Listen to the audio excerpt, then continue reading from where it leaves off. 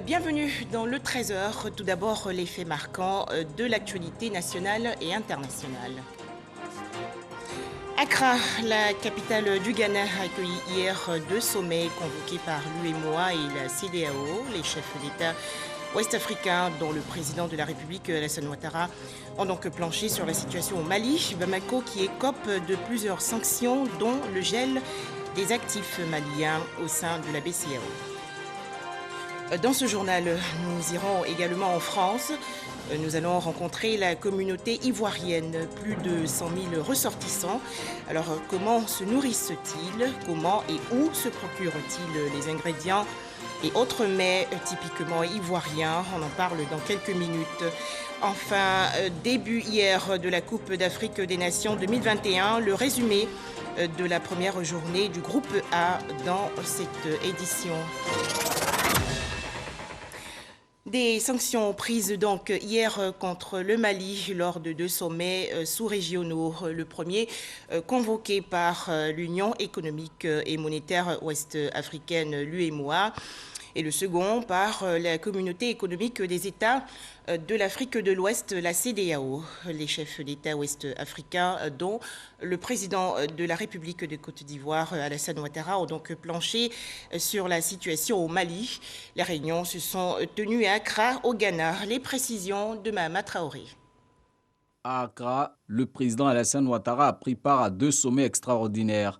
Le premier a réuni le chef de l'État et ses pairs de l'UEMOA, Union économique et monétaire ouest-africaine. À l'ordre du jour, l'évolution de la situation sociopolitique au Mali, pays qui connaît une transition depuis août 2020. Les derniers développements de la situation politique au Mali nous interpellent tous. Il n'est pas besoin de revenir sur l'ensemble de la chronologie des événements dans ce pays depuis 2020, tant nous avons suivi ensemble l'évolution du processus de transition dans ce pays frère au sein de la CEDEAO. Ainsi, la crise politique s'est ajoutée à la situation sécuritaire que vit ce pays frère et la plupart des pays voisins. Alors que les autorités de la transition s'étaient engagées à organiser les élections en février 2022, le gouvernement de la transition a récemment publié à l'issue des Assises nationales pour la refondation un chronogramme consacrant la prolongation de la durée de la transition de 6 mois à 5 ans. De toute évidence, la prorogation de la durée de la transition à 5 ans préoccupe l'ensemble de la région ouest-africaine. Le Mali, toujours au cœur d'un second sommet extraordinaire, celui de la CEDEAO, Communauté économique des États de l'Afrique de l'Ouest. Au constat de l'absence de progrès dans le processus de restauration de l'ordre constitutionnel, les chefs d'État de la CEDEAO ont décidé des sanctions suivantes avec effet immédiat. Entre autres, le gel des avoirs de la République du Mali dans les banques centrales et commerciales de la CEDEAO, la fermeture des frontières terrestres entre les pays de la CEDEAO et le Mali, la suspension de toutes les transactions commerciales entre les pays de la CEDEAO et le Mali, à l'exception des produits suivants, biens de consommation essentiels, produits pharmaceutiques, les produits et équipements médicaux, y compris le matériel pour le contrôle de la COVID-19, produits pétroliers et électricité. Enfin, la suspension du Mali de toute aide financière des institutions financières de la CEDEAO et le sommet de préciser que ces sanctions ne seront progressivement levées qu'après la finalisation d'un chronogramme acceptable et convenu et le suivi de progrès satisfaisants réalisés dans la mise en œuvre du chronogramme des élections. À l'issue de ces deux rencontres de haut niveau, le président Alassane Ouattara a regagné Abidjan en début de soirée. Il a été accueilli par le Premier ministre Patrick Achi et plusieurs autres membres du gouvernement. En 2022, n'hésitons plus à nous faire vacciner contre le coronavirus et surtout, respectons toujours les gestes barrières.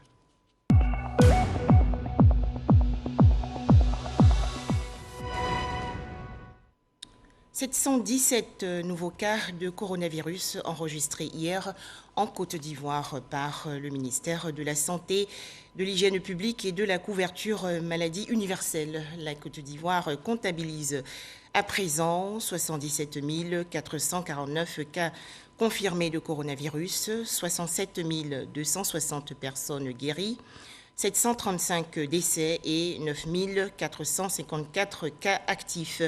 À noter que le 8 janvier dernier, 20 396 doses de vaccins ont été administrées, soit un total de 7 359 678 doses du 1er mars 2021 au 8 janvier 2022.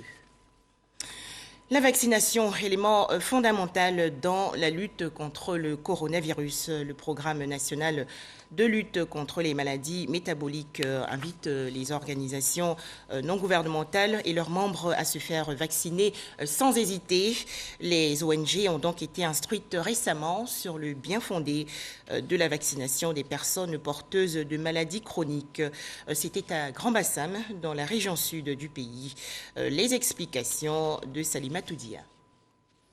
Il ne cessera de le dire, la Covid-19 ne rime pas avec les maladies chroniques telles que le diabète.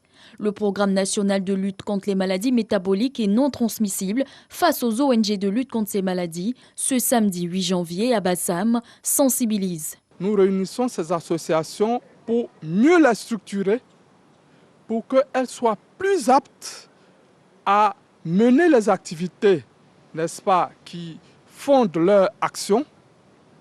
Ensuite, ces associations ont été briefées par des experts sur l'importance de la vaccination anti-Covid, sur la qualité des vaccins, sur l'innocuité des vaccins et surtout dans le contexte où ce sont les patients porteurs de maladies chroniques qui sont les plus vulnérables à ce virus-là. Mais de façon paradoxale, en Côte d'Ivoire, il n'y a pas, jusqu'à présent, une grande affluence de ces patients-là parce qu'ils ont peur de se faire vacciner. Nous faisons en sorte que les associations de patients, les ONG, s'impliquent davantage. Selon le directeur coordonnateur du programme, les lignes bougent de façon positive grâce aux effets de la sensibilisation. Surtout dans le contexte de Covid-19, il était important, à l'occasion donc de cette journée, de fédérer toutes les organisations de lutte contre les maladies chroniques non transmissibles de Côte d'Ivoire pour qu'elles puissent se mettre en action ensemble, pour qu'il y ait une synergie d'action pour lutter contre ces maladies non transmissibles. En tant que responsable d'ONG, je suis censé transmettre le message à mon ONG et à mes collaborateurs afin de pouvoir être plus efficace, pour pouvoir mieux suivre les patients diabétiques que nous encadrons. Au sortir de ce séminaire, on pourra jumeler nos activités pour apporter un bien-être à toute la population ivoirienne. Mieux s'organiser, se restructurer et s'impliquer davantage dans la campagne de vaccination, c'était aussi ça, le message du programme national à l'endroit des ONG. Agriculture avec les stratégies pour booster la filière coton de Côte d'Ivoire. Intercoton, l'organisation interprofessionnelle agricole, met un accent particulier sur la semence. En effet, de 700 kg à l'hectare en 2017, le rendement du coton ivoirien atteint aujourd'hui les 2 tonnes à l'hectare. Une prévision de 3 tonnes à l'hectare a même été annoncée pour les années à venir. Les précisions de Soro Corona de RTI Bouaké. La production nationale de coton ivoirien était de 412 000 tonnes en 2017. Cette production a atteint les 550 000 tonnes l'année dernière, un rendement qui hisse la Côte d'Ivoire du coup au rang de 2e pays producteur africain. Cette hausse de la productivité de l'or blanc ivoirien est du fait des efforts consentis par les acteurs de la filière pour améliorer la qualité de la semence. Depuis 4 ans, un accent est mis sur les semences avec un rendement qui est passé de 700 kg à près de 2 tonnes à l'hectare. C'était autour de 600-700 kg à l'hectare. Mais depuis la première année, ils sont passés à 1 tonne 2. La seconde année, 1 tonne 3. Nous envisageons même cette année, si Dieu nous fait grâce avec le temps, on veut au moins 2 tonnes 5. Dans le bassin cotonnier ivoirien, plusieurs villages sémenciers ont vu le jour pour toujours accroître le rendement du coton à l'hectare. Sans la semence, là, il n'y a pas coton. Parce que c'est la semence qui va nous permettre d'avoir le rendement que nous cherchons. Tout à l'heure, je suis arrivé je suis vraiment très satisfait. J'ai vu vraiment le coton, c'est très bon. Je pense que la semence va nous permettre d'avoir le rendement que nous cherchons en Côte d'Ivoire. Pour voir de plus près le travail abattu par les producteurs, une délégation des Intercoton, organisation interprofessionnelle agricole de la filière coton, a visité un village sémencier. Le président du conseil d'administration de l'Intercoton prévoit un rendement de 3 tonnes à l'hectare les années à venir. Mon objectif, c'est d'aller à 3 tonnes à l'hectare, même plus que ça. Parce que si le producteur a 3 tonnes et gagne plus, voilà, son revenu et gagne plus. Le coton a rapporté 38 milliards de francs CFA aux producteurs ivoiriens la campagne précédente. Pour la future campagne, le kilogramme de coton va se négocier à 300 francs CFA. Direction à présent, la France, ce pays d'Europe occidentale, accueille plus de 100 000 ressortissants ivoiriens. Ils sont pour la plupart insérés dans le tissu socio-économique de leur pays d'accueil. Mais comment se nourrissent-ils? Comment et où se procurent-ils les ingrédients et autres mets typiquement ivoiriens? Les explications de Sephora Zegui et Sam Conan. Paris, 18e arrondissement, Château-Rouge. Une petite Afrique où l'on trouve des produits exotiques. Dans cette ruelle se trouve Koyaka Market, une boutique de produits typiquement ivoiriens. Arrivé en 1992 en France, Abi et son époux se lancent dans la commercialisation de vivriers avec 10 000 €, soit 6 560 000 francs CFA. L'idée est venue de mon mari et son ami Hubert, qui est un Français. Son objectif était au fait d'aider nos cultivateurs, nos parents qui sont là-bas. Koyaka Market pour faire allusion au groupe ethnique dont ils sont originaires. Ne pas se méprendre cependant, dans ce magasin, on trouve des produits venant de toutes les régions de la Côte d'Ivoire. Atiéké de Dabou, igname de Bondoukou, maïs de Séguéla et même le traditionnel pur joie, le pois à lavement. J'ai des produits qui viennent de Kourougou et le placali qui vient du Beaunois. J'ai les graines pilées qui viennent de Divo. Vendre du Made in Côte d'Ivoire en France, une affaire qui rapporte gros mais qui n'est pas sans difficulté. Nous avons des soucis sur l'aubergine, gnagna, korongo, piment par rapport au dosage d'engrais. La France ne veut pas de ces produits parce qu'ils ne respectent pas les normes indiquées. On demande au ministère de la Culture de penser à nous par rapport à ça. Après leur positionnement, les promoteurs de ce business voient grand, créer de l'emploi direct en Côte d'Ivoire. Avec ce que nous avons créé ici, ça nous a permis de créer une société en Côte d'Ivoire qui aide nos frères et sœurs à pouvoir travailler à leur compte et qui nous permet de vivre ici. Consommer ivoirien en France passionne toutes les nationalités. Si Abdoullah, marocain, a un penchant pour les épices, Alassane, sénégalais, préfère la cape rouge, pêchée dans les eaux ivoiriennes et le riz local.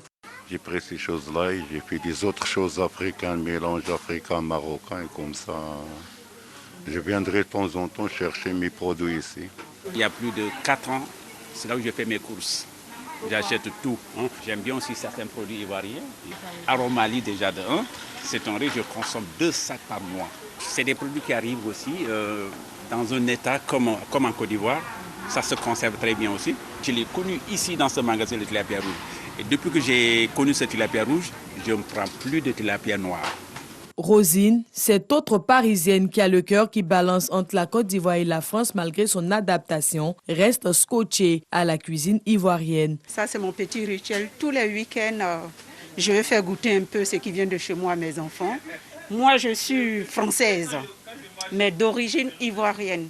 Je ne peux pas m'en passer. Je vais beau manger européen, mais parfois, il faut que je me retrouve dans mes origines. Donc, je ne peux pas arrêter. Voyant le succès de leur business, les Fofana ont eu l'ingénieuse idée d'ouvrir un restaurant pour les petites bourses à 2 pas de la boutique. Le gérant n'est autre que leur fils aîné Mohamed. Il nous raconte l'histoire de la création du restaurant. Dans le quartier, il n'y avait pas de restaurant ivoirien de manière générale. On a plutôt beaucoup de restaurants sénégalais qui sont juste en bas de la rue. Donc nous, on a eu l'opportunité d'avoir un magasin à côté. On s'est dit pourquoi ne pas créer un restaurant ivoirien avec des produits ivoiriens, foutou banane, placali, tout ça, à bas coût. Du coup, ça fait que aujourd'hui, le concept fonctionne. Avec l'avènement de la Covid-19, les restaurateurs français ont dû se plier aux exigences des autorités sanitaires. Et Mohamed n'y a pas échappé. On n'a plus le droit de manger sur place, à condition que les gens présentent des passes sanitaires. Donc bon, pour pallier à ça, on exige maintenant que les gens fassent que les emporter. La restauration en France, une énorme tâche. Mohamed fait 14 000 € de chiffre d'affaires par mois, soit plus de 9 millions de francs CFA. Il ambitionne de restructurer son affaire. La demande elle est grande, donc l'idée c'est d'avoir un grand magasin, un grand restaurant, bon, pour que les gens soient plus à l'aise et puis bon, pour que on puisse satisfaire les clients convenablement. Certains quartiers de Paris, tels que Château-Rouge, vivent et vibrent au rythme de l'Afrique. En plus de Koyaka Market à Château-Rouge, d'autres enseignes existent. Il s'agit notamment de Dabou, de Grand Bassam ou encore Marché Gouraud qui nous ont refusé l'autorisation de filmer. Qu'il s'agisse de commerce de produits exotiques ou des restaurants, la Côte d'Ivoire est bien positionnée en France, notamment en région parisienne. Il faut également valoriser nos pagnes traditionnelles. Et pour atteindre cet objectif, l'organisation non gouvernementale Jataga a initié un concours en Côte d'Ivoire. Il s'agit de célébrer le meilleur créateur de mode, notamment celui exerçant dans les villes de l'intérieur du pays. C'est un reportage de Soro Corona de RTI Boaké.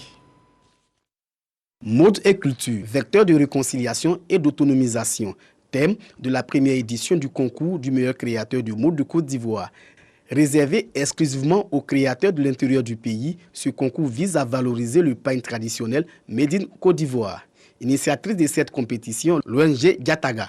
Pour la présidente de cette organisation non gouvernementale, le métier est en train de mourir faute d'engouement de la jeune génération. Les jeunes créateurs de mode de l'intérieur ne sont pas trop motivés parce que ils se disent que la couture ne nourrit pas son homme.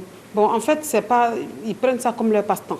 Et nous sommes venus mettre ce défilé de mode, ce concours, sur place pour les encourager à aimer leur métier, à aimer ce qu'ils font. Cette première édition du concours du meilleur créateur de mode de Côte d'Ivoire est lancée à Yamoussoukro. Des jeunes créateurs de 5 régions du pays seront en compétition pendant 2 mois. Faire un concours de mode, ce n'est pas forcément peut-être gagner le trophée, mais faire un concours de mode, c'est avoir plus d'expérience. J'aimerais dire merci à tous ceux qui ont décidé vraiment de participer à ce concours-là. L'ONG Jataga plaide afin que le gouvernement décrète un jour dans la semaine pour le port du pagne à tisser pour tous les Ivoiriens. Le concours du meilleur créateur de mode de Côte d'Ivoire a le soutien de la RTI, des ministères de la Culture, des Arts et du Spectacle, de la promotion des PME, de l'artisanat et de la transformation du secteur informel. La réconciliation célébrée à Zuenoula, dans le centre-ouest du pays. Les femmes de la Fédération des associations féminines, longtemps opposées en raison de querelles de leadership, ont décidé de se réconcilier. Une rencontre a ainsi été organisée il y a quelques jours. Les précisions de Franck Quadio. Elles ont décidé de fumer le calumet de la paix, et cela a raison. À Zuenoula, les activités de la Fédération des associations et coopératives de femmes étaient à l'arrêt. La raison, des querelles de leadership, et ce durant une année. Les femmes ont finalement décidé elles-mêmes d'œuvrer en faveur du développement, et cela est réaffirmé au cours de cette cérémonie de réconciliation et de cohésion sociale. Nous encourageons cette initiative. Nous avons besoin de nous mettre ensemble pour permettre à notre département et surtout au peuple Gouraud d'aller de l'avant. La Fédération des femmes de Zuenoula et l'association Lumière de Zuenoula regardent désormais dans la même direction, et cela à la grande satisfaction des forces vives de la région. Alphonse Seibi s'est réjoui de la démarche. Aujourd'hui, nous sommes là pour mettre les dames ensemble, et demain, ce sera l'union des hommes aussi. Parce que nous avons montré le chemin qu'on va avancer pour qu'on se mette ensemble au chemin de notre demain.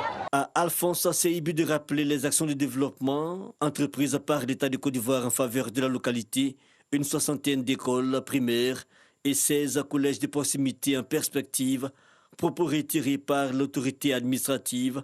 Le secrétaire général de préfecture de Zuenoula, Makene Menwe Gilbert, qui a exhorté les populations à privilégier le travail dans l'union et la cohésion. Direction Aparagra, dans le département de Iré. Les cadres de ce village ont initié récemment une campagne de sensibilisation pour la paix et la solidarité. Les détails, Jean Djadi. Aparagra, dans la sous-préfecture de Zégo, dans le département d'Iré. Ici, autochtones d'Ida, halogènes baoulés et communautés originaires de la CEDEAO vivent en harmonie.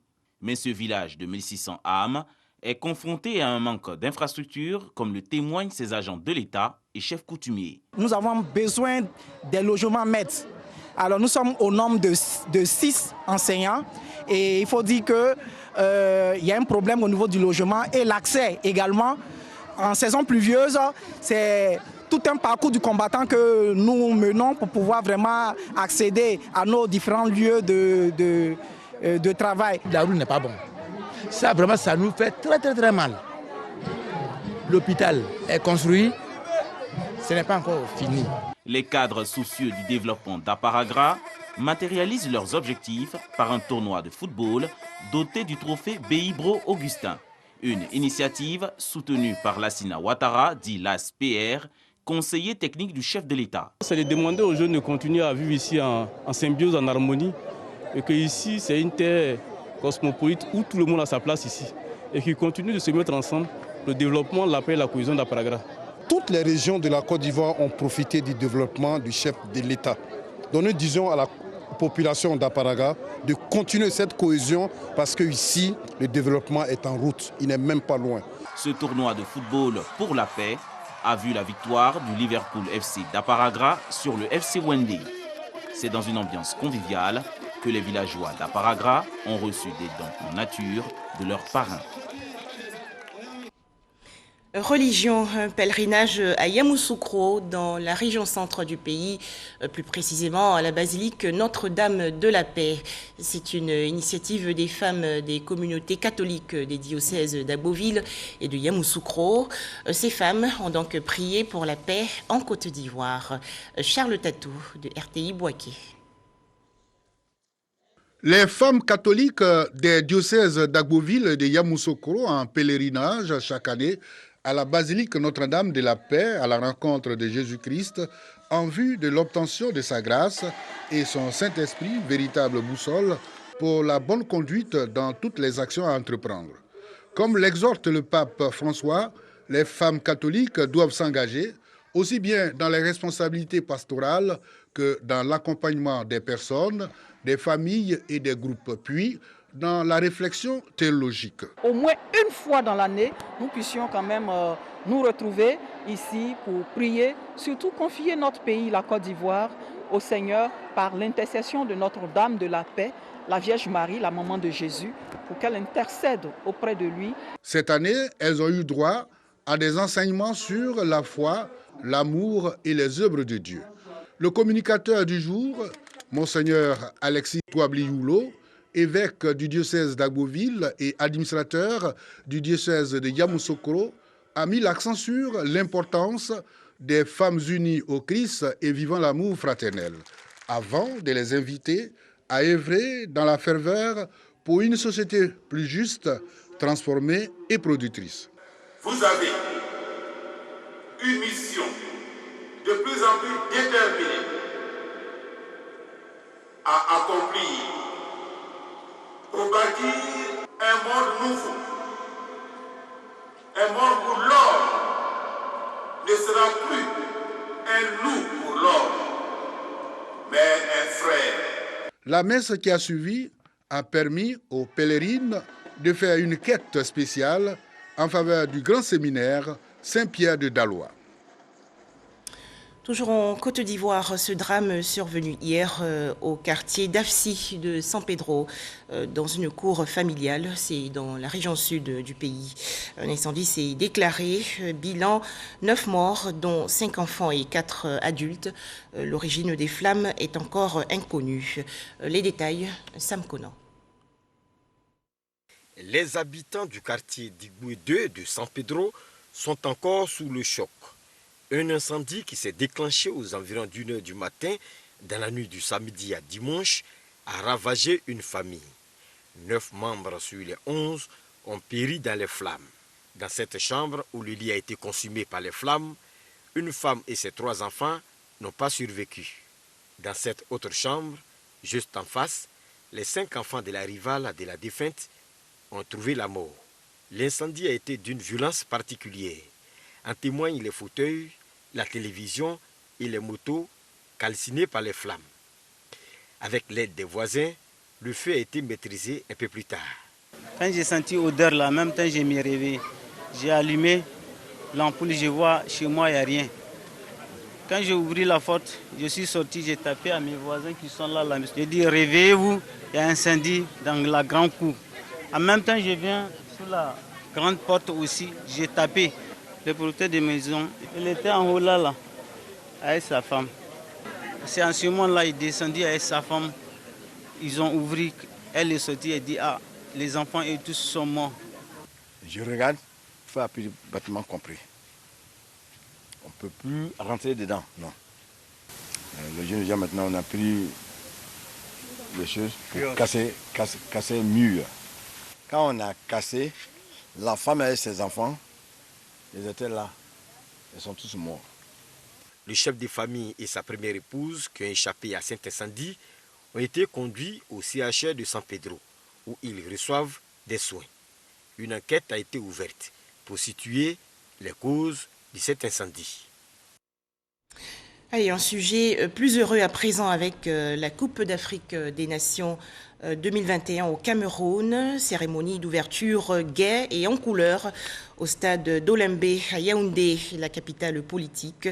C'était hier en présence du président camerounais Paul Biya et de son épouse Chantal Biya et de plusieurs dirigeants du monde du football. Coupe d'Afrique des Nations 2021, le match d'ouverture a donc opposé le pays organisateur, le Cameroun, au Burkina Faso. 2 buts pour les Lions indomptables contre un seul but marqué par les étalons, Arsène Kwasi et Patrick Dadier du service sport. Pays hôte de la 33e édition de la Coupe d'Afrique des Nations, le Cameroun ne manque pas ses débuts dans la compétition. Opposés au Burkina Faso, les Lions indomptables débutent bien la partie, mais se font surprendre à la 24e minute grâce à Gustavo Sangari. Mené au score, la réaction des Camerounais ne se fait pas attendre.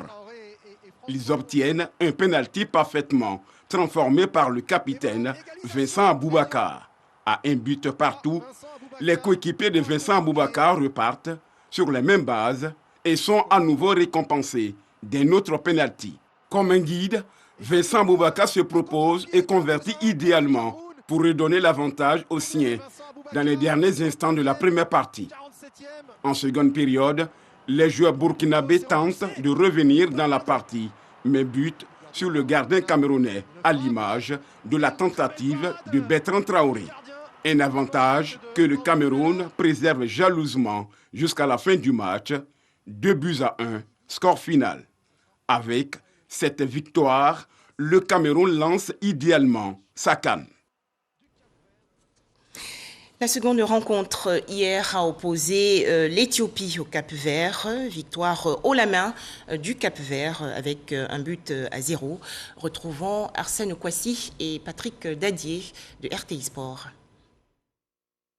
Après la victoire du Cameroun 2-1 aux dépens du Burkina Faso, la seconde affiche de cette journée a mis aux prises l'équipe de l'Éthiopie à celle du Cap-Vert. Au coup d'envoi, les requins bleus contrôlent la partie, mais ont du mal à se créer de véritables occasions franches. Une domination qui oblige les Éthiopiens à être réduits à 10 suite à un second carton jaune de Hared, synonyme de carton rouge.